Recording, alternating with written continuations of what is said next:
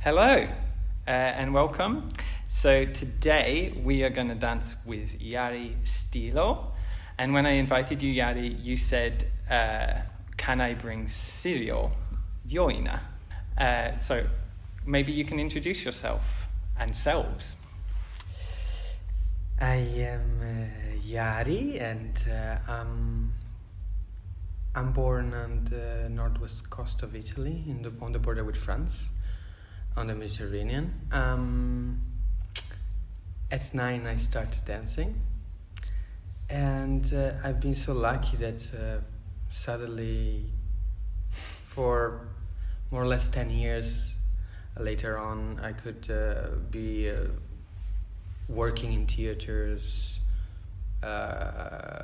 everyday training, but also I did 84 auditions to get there, to that 10 years. And then I had a crisis, and I decided to study, looking for a place to study, and I've been for 7 years at Escoho, and now I'm out again. Escoho here in Stockholm is the University of Dance, and yes, and now I just finished. And why did you want to bring Siriol with you today? It's because I think maybe generally I try to bond myself with people, be entangled with people. There is no way to disentangle that. Okay. And so also because we have a practice together that is, I thought like, it would be nice to be back on that, because it's a few months that we don't practice. And Siriol, you want to introduce yourself in this context, maybe? Yeah. Thank you. My name is Siriol, and Yari and I moved to Sweden the same day, actually, 7 years ago, and we found that out this year because we were celebrating 7 years in Stockholm the same day, and also to do the master in choreography here. So we've been together since then, really. I'm from Wales, and one of our first arguments, Yari and I's first arguments, was about I don't really remember actually what it was, but I just remember that the subject of it was about being an artist, like who gets to be an artist. Because even in the audition, it might have even been in the audition that we were speaking about. Or do you think it was after? It could be in the audition. I don't know. For sure we had an argument after the audition about the policy of language at the Escoho. But I don't remember that specifically after the audition. But this is a good introduction, perhaps, to me in the context of this practice, is that I'm an artist and I'm interested in language, both as like learning languages and speaking different languages, and also translation, score, choreography, and also literature. So language as material and a way of working, and also as a political agent.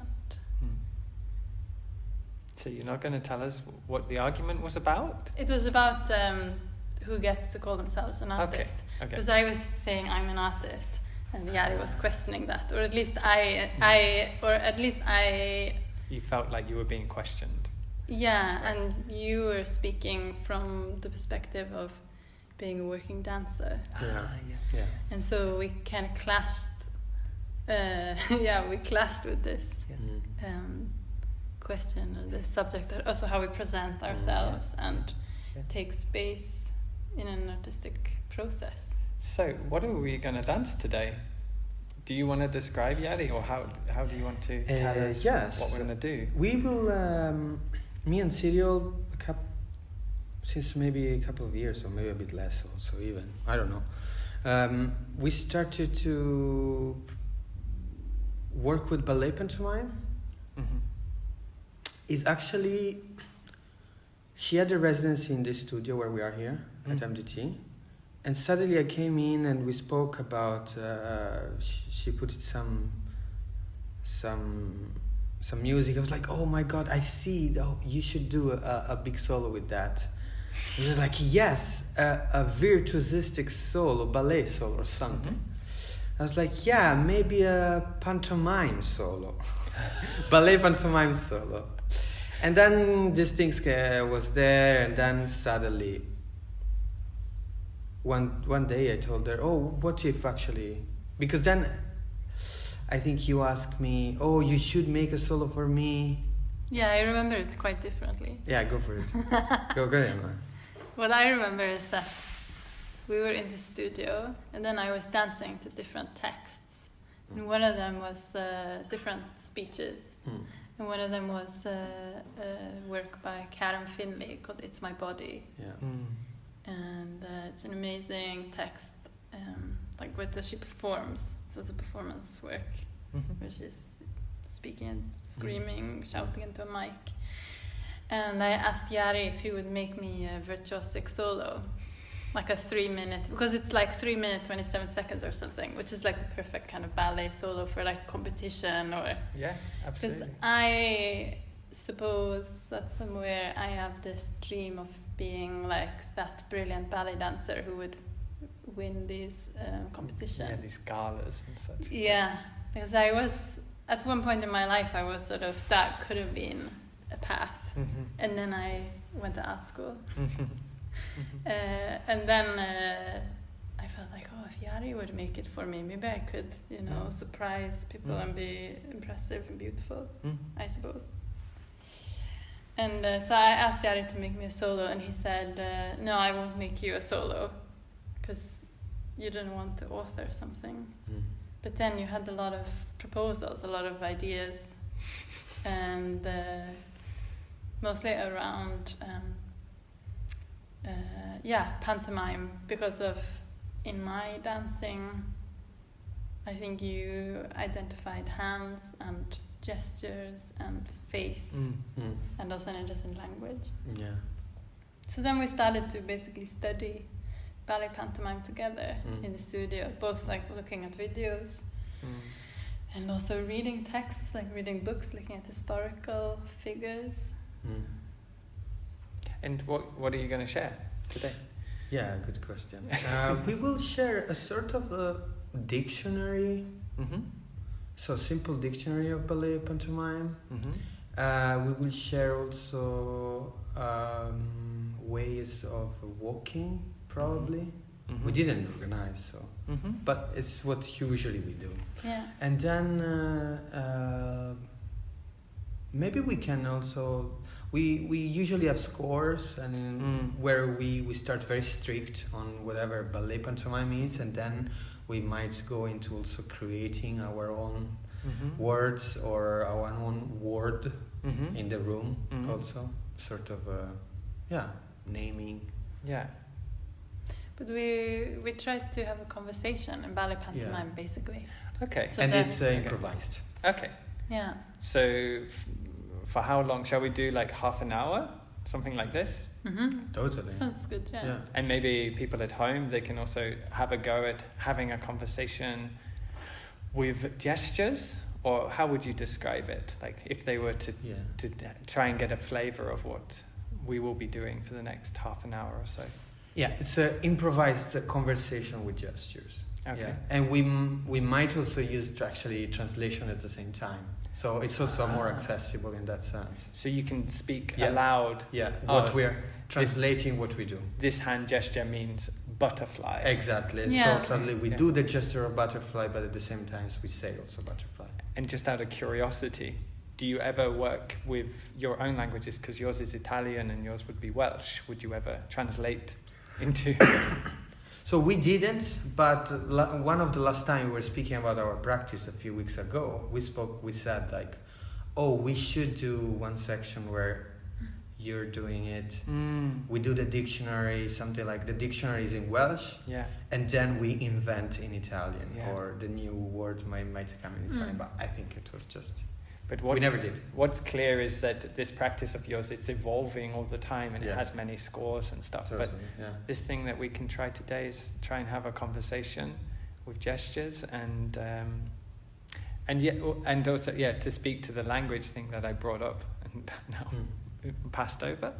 The point of translating into verbal language is to communicate to the person you're playing with, to sort of like. Yeah, it's a good question. I think we always take in account the role of the witness. I don't know, am I wrong on that? No. Yeah, so we take in account there is other people or other things in the room that witness us. Yeah. But in practice, I think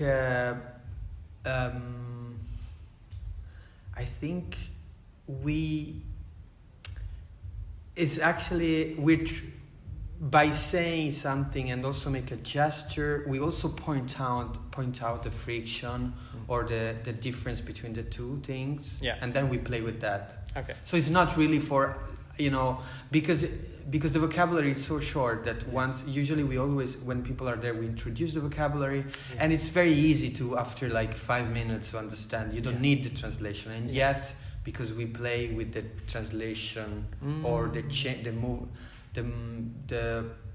development of our language that suddenly is created, or conversation that suddenly is created. Great. Through that friction between the translation and the gesture.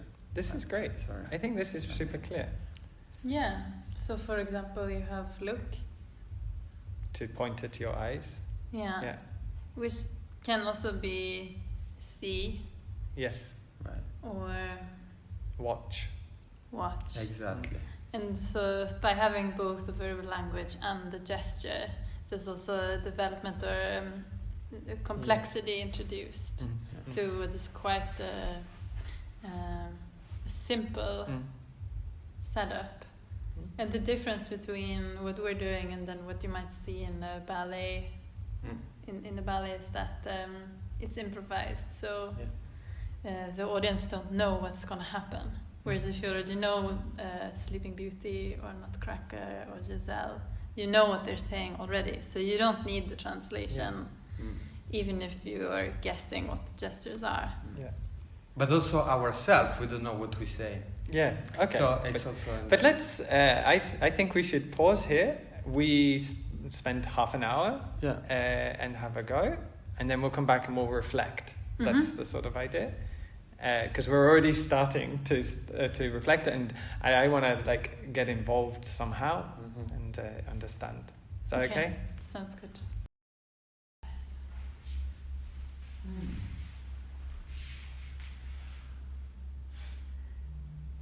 Sleeping lake. Great. So we're back. So now we're just gonna open reflect on how that was, what we found, what we discovered. I think a lot came up, and we were also talking during, both conversation and also developing a little bit more like into the details of the practice and things. For me, I think what's really interesting is the sense of limits that is produced by it, and how it suggests of a language and a story, but also that those limits produce, in a way, some sense of connecting to a history. And of course, ballet is in there, kings and queens are in there because of the language that is like possible of which is known, at least from ballet mime, of like, this is a king and this is a queen, this is to dance. Like, it has a lot of those things. But I feel like it connects to quite an authentic story, like a story we all know. Like, there's something, even though it's a very hierarchical narrative historically, yet there's something universal that can be said in it, even though there is these restrictions and stuff. So I'm just curious, like, how has it been to dance within this language that you're developing and creating within the thing, with these limitations that it provides and stuff? Like, or what has it afforded or brought for you both, I guess?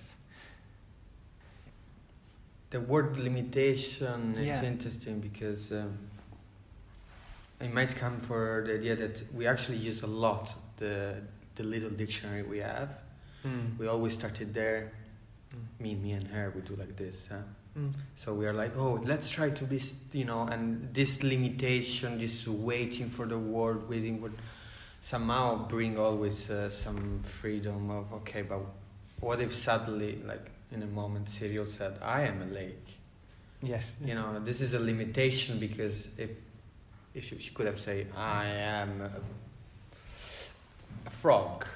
Yeah, she could invent the frog gesture, but she decided not to actually be a lake. So in that sense, I see a sort of potential on that, what you actually said.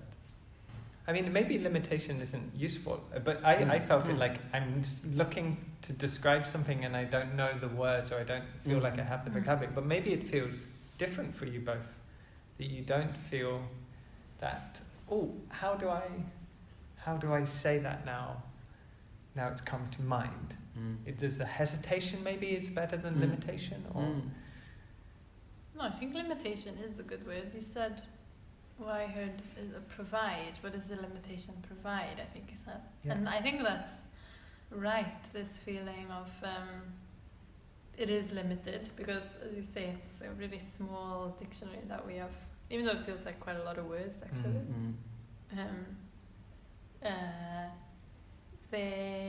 It creates a very specific world, and then it produces a story that I wouldn't make myself. I mean, it places us in a particular scene or a particular world that many people can relate to, that is sort of familiar. But then what it produces is very surprising, some really surprising events and characters, and like the pathways that we go down are not ones that I would maybe predetermine or premeditate. And then I quite often have an idea, like when I said, I wanted to say we will all be vegetarians. yes. So then I had this in mind, but I didn't have the word for vegetarian. But actually, we had it from earlier when you had banana and apple. Yeah. So if I had been slower, this is also what's very interesting that comes up quite often, is about speed. So the speed of how quickly things come up that we want to say, but we sort of have to be slow in order to find the right words, find the vocabulary. And then through being slow, other things happen. Yeah, there's a sense of like trying to figure out a logic as well. At least for me, I felt like, okay, you've said now that the sun reflects the love of the lake. And so I'm trying to figure out, okay, so me as the cloud, how does my disavowal or refusal of the love of the lake fit into that logic now? And there's something very interesting in that play. But also, just to touch on the speed, I'm curious of like how it feels with history, because there's something it's a very historical, it feels very historical because it's ballet pantomime. It's not sign language. It's not finding new contemporary gestures. It's very much within the pantomime world and the ballet world. And so how does that feel to be in conversation with that historical speed almost? Like, I'm thinking of like the slow choreography of maybe the past and how it affects what we do now. Can you speak to that conversation with the past, maybe? And that temporality, maybe the movement of it. I see what you mean, but okay. Many words are connected to. Also, because we point out things so are like a lot about environment, nature, death. There is a lot about the cycle of life or something like that. And this is a temporality. And then I see also that there is we generally always speak about past and where is the past. We physicalize past, future, there is something about that suddenly time become place. And people who have died are present. Yeah. A lot of this. Yeah. A lot. Is that occurring more than this time? More than this time, Yeah. definitely. Actually very often we bring in all the dancers, spirit and all the dancers. Oh, Yeah. So we name sometimes dancer through their quality of dance. Like so Isadora, for yeah, example. we bring Isadora very Isadora often. Duncan is clearly. Yeah. That's spirit in your practice. Yeah. She has a dance where she dances for her dead children. Oh yeah. That also reoccurs. Yeah. So, and I mean, and that speaks to something in the practice of dancing. Like, I feel like the way you describe it, like we're always living with this sort of temporality, the death of, or the ghost, maybe is a better description of these echoes through our training and through our past, and these influences and marks upon our bodies. And so many of us are meeting with ballet as like a condition through which we established our appreciation for certain things and qualities, and yet also negotiating that somehow as well. Like it's not a rejection, clearly, because you're inviting the ballet pantomime into the studio, and at the same time there's a contemporary element to it in the sense of living with it in the now. How do these ghosts speak to us somehow? I think this past also manifests in how we embody and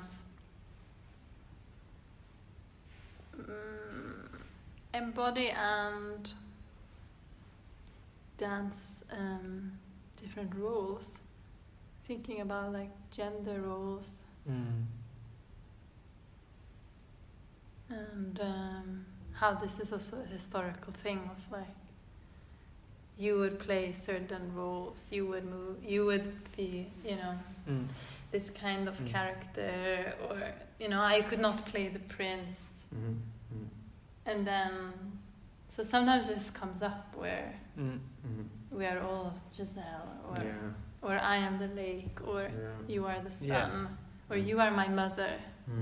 And then in this, what is also present is that we're fantasizing what these roles could be, like, in a way that's different. That makes sense. I don't know, it came up for me where at some point I got misgendered. Like I played the character of someone I thought was feminine, and I think I got gendered as masculine. In the thing like king maybe, or something like this, and I was really like, oh, okay, so I'm not presenting clearly enough. So it's interesting. So how does the gender perform itself? It's we did this work a bit through not only gender, but like suddenly we realized, for example, that we started, for example, reading some of the first female choreographers in ballet. That actually most of them started to change dresses, change sort of even cross-dressing. Yes. Of the dancers that they were choreographing onto.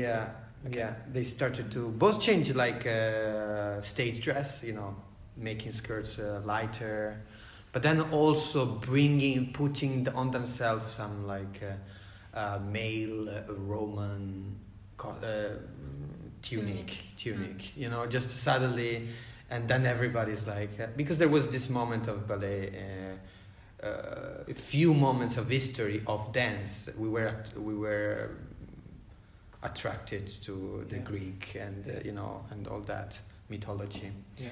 So I think that's is where I see also, or for example, how Nover, that is the first basically theorist of ballet, write about ballet or a future ballet, how he would like to ballet to become.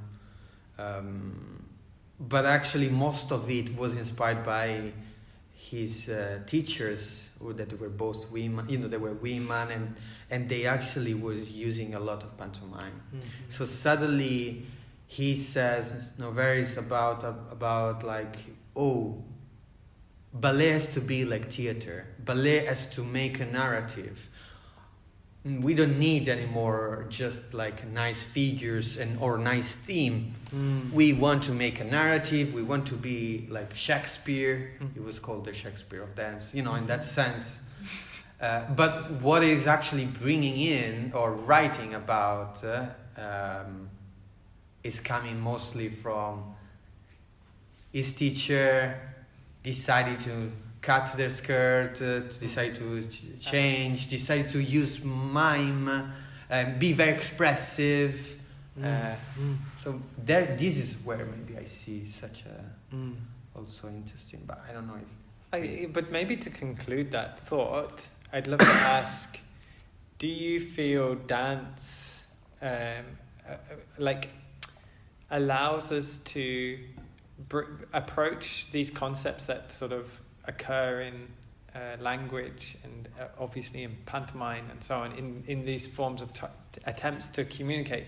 Does it afford something? Like, does it bring about a quality, a sort of queering, or a reconstituting of those gender norms or conceptual norms, maybe in general? Like, how does the dance figure into your experience of working with very narrative positioned gesture and mimicry? You know, what comes to mind for me is that, and this is maybe sort of speaking nearby your question rather than directly answering, that necessarily in this work what appears are archetypes and roles and like recognizable figures, but also there's so much capacity and space for you spoke about mythology, but there's like mythology, fantasy, symbolism, and also a lot of beauty. So for Yari to be the sun, you to be a cloud, and me to be a sleeping lake, and that Yari is also my mother, and that I say that we are married, and you say no, and I say but because I am married to the sun, and I say but I'm not married to the sun, I'm married to a reflection of the sun. I think that this is such a beautiful dance. Yeah. And the fact that it's in that it's danced, it like enhances its beauty. Totally. Yeah, I don't know why I also put the idea of queering near poetry. I don't know, suddenly it makes me think that there is poetry is such a, and I bring poetry in because I feel sometimes we do poetry in those conversations, because and then how poetry is it's a word that have meaning beyond what they actually mean, so near each other, you know. That is where I see poetry in our work, and also where poetry also feels destabilize what we already know about the world, or what language constructs. in that sense. So I see also, queering is actually what also queering does.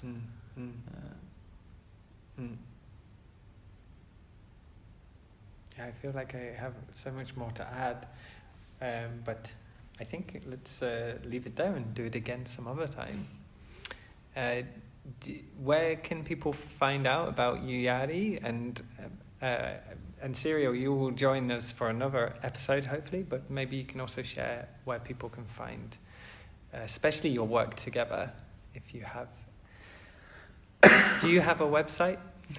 No, but actually, I'm saying this, and Siriol doesn't know, but I feel bad. But they can find our work on the archive of the Swedish state, because we've been documented. Yeah. What is the website? The research catalogue? No, wait, no. Where in?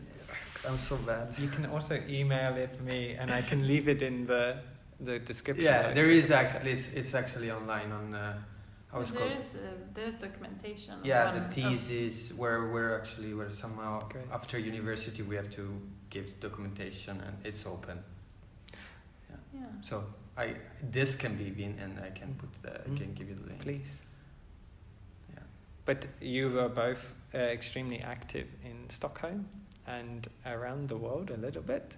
I know, Siriol, you're still working much in Wales, and Yari, I guess you are also keeping your toes into different places so people can find you and stuff if they are so willing. Yes. Yeah. There's probably only one Yari Stilo. And there is And just there is only one Siriol Siriol Joyner. Joyner. Just in terms of the name, so you can Google it. Yes. Very Those are easily. You the- can easily find this online. Yes. Great.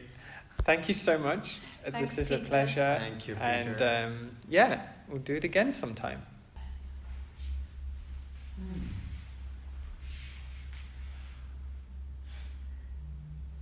Sleeping.